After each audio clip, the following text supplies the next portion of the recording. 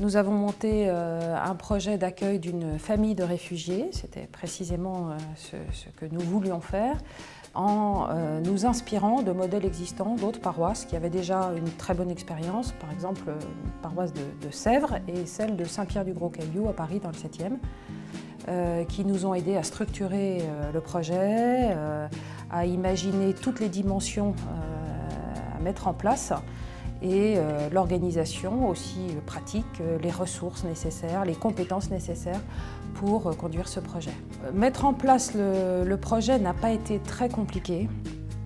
La paroisse Notre-Dame-de-Grâce est assez vite mobilisée. On a vite réalisé que c'était totalement inutile de passer par des réseaux, je dirais, professionnels immobiliers. Et donc là, le point dur du logement, consistait à trouver un propriétaire qui nous ferait confiance et qui s'engageait en fait dans le projet avec nous en acceptant de louer.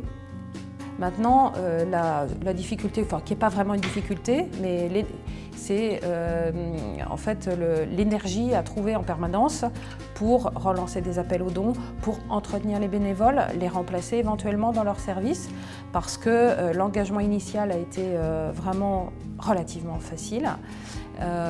Mais dans la durée, on accueille une famille pour 2 ans, 3 ans, avant un retour éventuel d'ailleurs dans son pays ou pas. Notre curé insiste beaucoup pour qu'on communique régulièrement et qu'on appelle régulièrement les paroissiens à s'informer sur le projet, à rencontrer la famille. Il a beaucoup insisté pour que la famille accueillie soit présente à tous les grands événements paroissiaux. Cette expérience-là, moi, ce qu'elle m'apporte sur le plan personnel, c'est de tisser ce réseau, de voir cette mobilisation, de susciter, d'accompagner cette mobilisation au service de l'accueil de ces étrangers, de ces gens qui ont fui leur pays en guerre. Et ça, c'est très beau et c'est une expérience différente.